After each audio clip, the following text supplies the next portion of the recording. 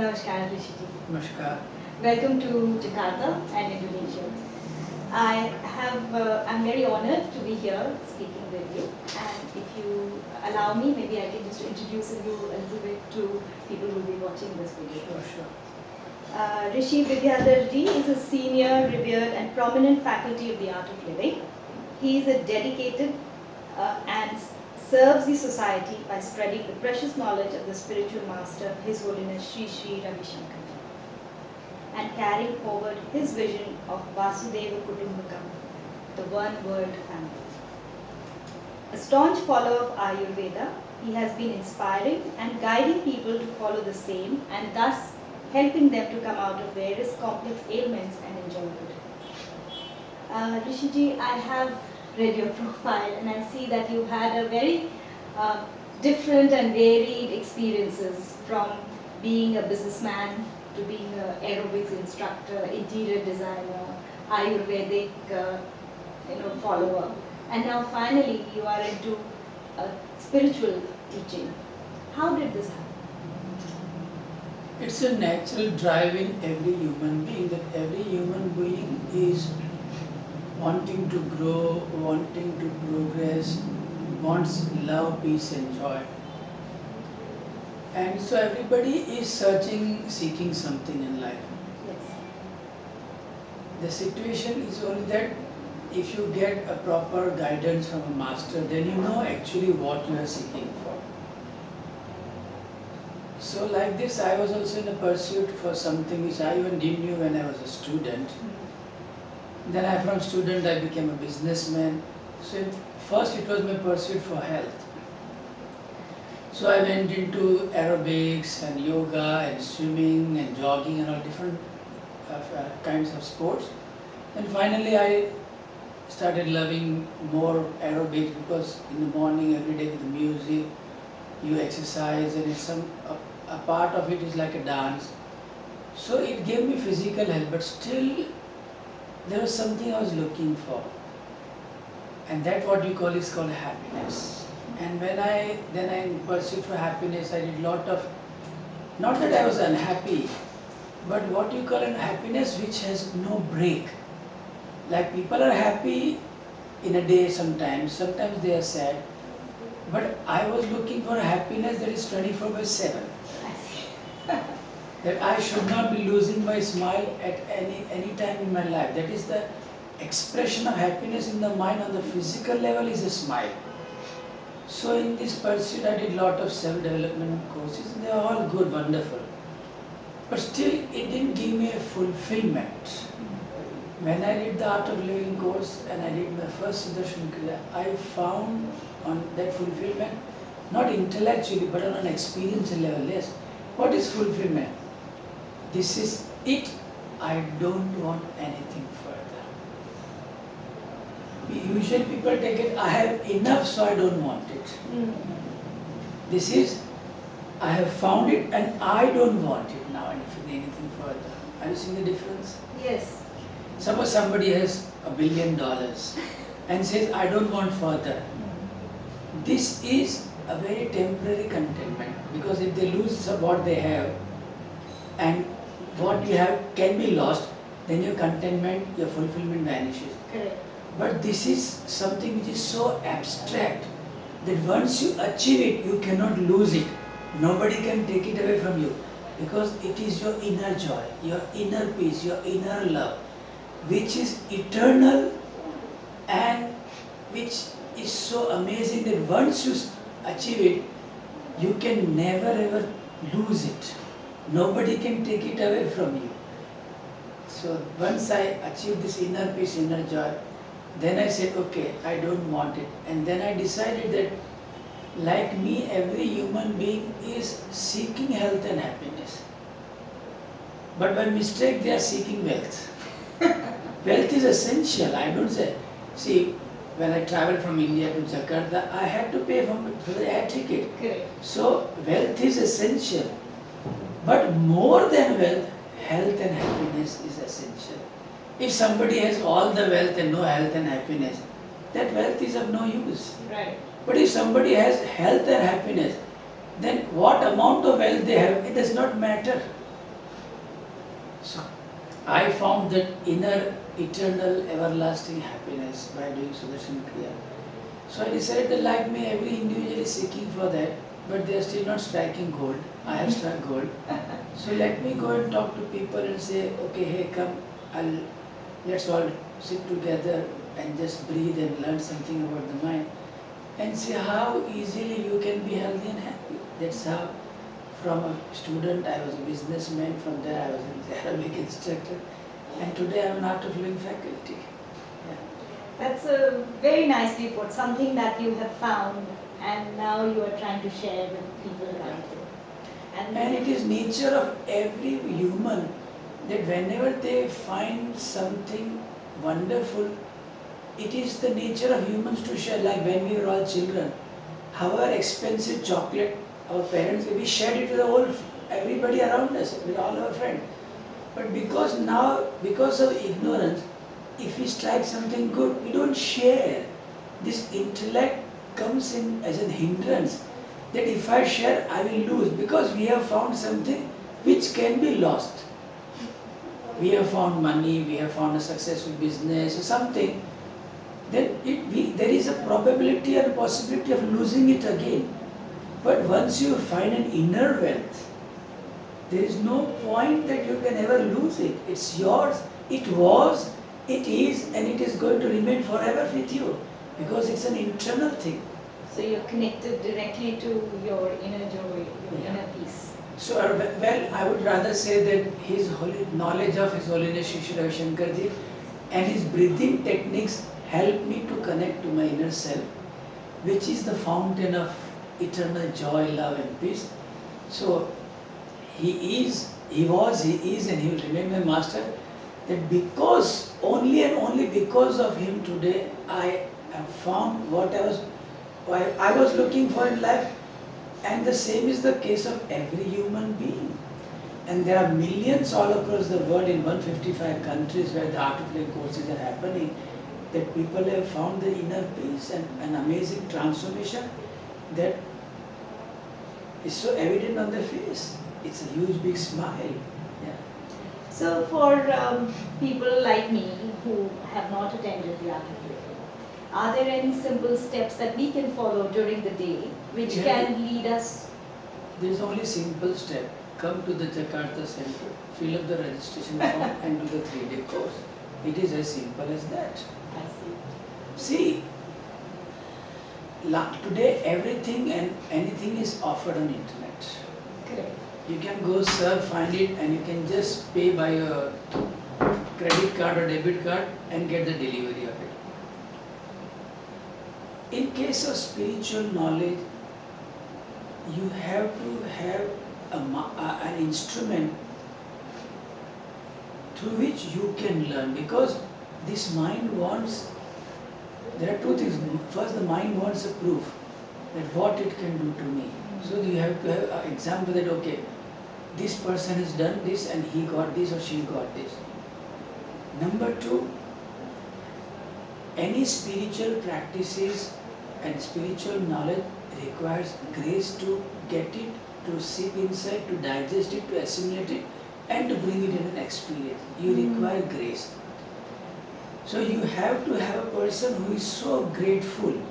Like all our art of living teachers are doing this teaching courses out of gratefulness to the master. So they are filled with gratitude. So you require a person who is so grateful, and in the presence of a grateful person, if you learn, only then it is possible. So these courses cannot be offered on internet that you can just surf at home and swipe your credit card and download the Kriya and do it and done with it. No, it cannot happen. And this has been a mistake of few spiritual organizations, those who are offering courses on internet. You require a lit candle to light candles. Yes. One lit candle can light thousands of candles, but you require one lit candle. So for the spiritual knowledge, you need a lit candle to light you. You are also a candle, but you are still not lit. So you require a lit candle to light you. Are you getting about? Yes. That is, so spiritual knowledge can only be had from a person directly. You cannot get it in books. You cannot get it on internet. Right. I noticed that here while you are in Jakarta, I was looking at the notice board, and there are a number of courses that you're conducting. There is one called a Blessings course, and there's one called How to be Successful. There, sir, I'm giving few public talks also, how to be successful, how to have a healthy, wealthy, and a happy life. So I'm giving few discourses open to public, and I'm offering course. Like right now we are running a DSM course. DSM course is, in India we call it Divya Samaj Nirman, how to have a divine society, but we will call it Don't Say No. See, we want to do a lot for our family members, for our friends and relatives.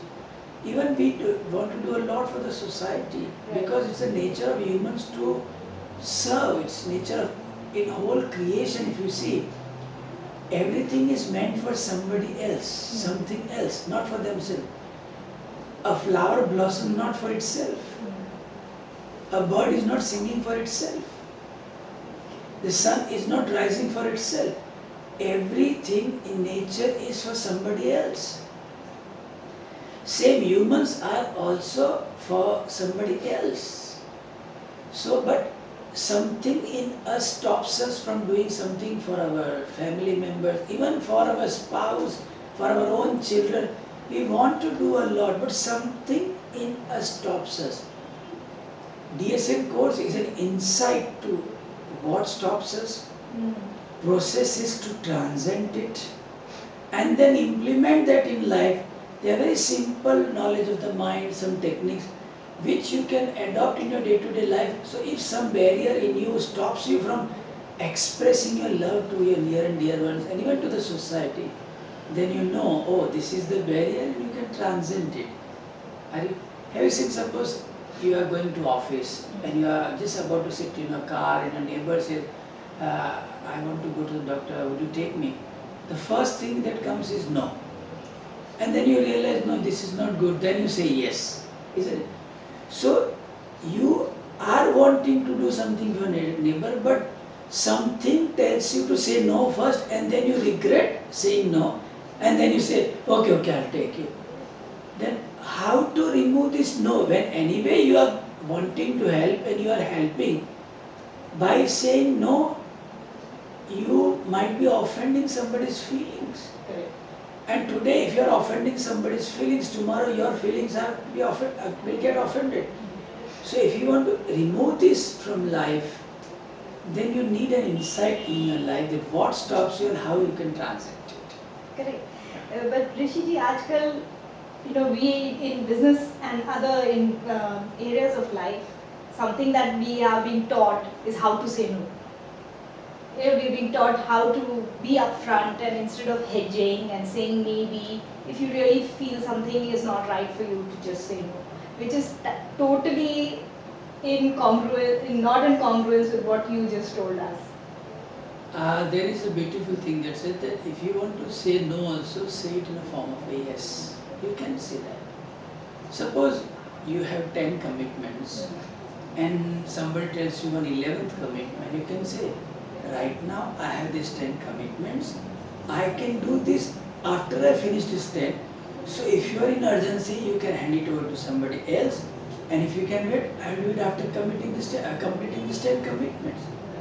Yeah, that's a very nice. Instead of saying no, see, basically a study has been done that parents in 24 hours say 629 times no to their children.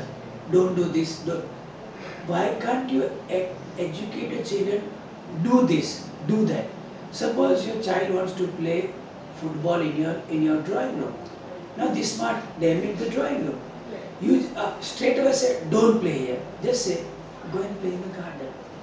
Give the energy in the child a direction, in the right direction. So don't say no. Educate and ignore.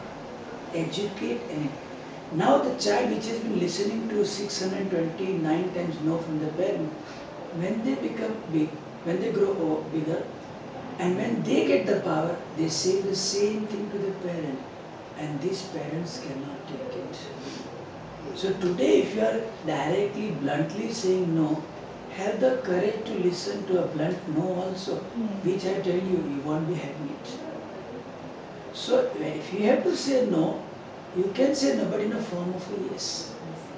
Like I give you that if a child is playing football, don't say don't play football. Say go and play in the garden, or go and play in the school compound nearby, or go and play into the public park nearby. Give that creative energy a direction. So, in other words, what you're saying is that be in a more positive look at the world and the way you direct people around you through positivity rather than. I would not use the word positivity.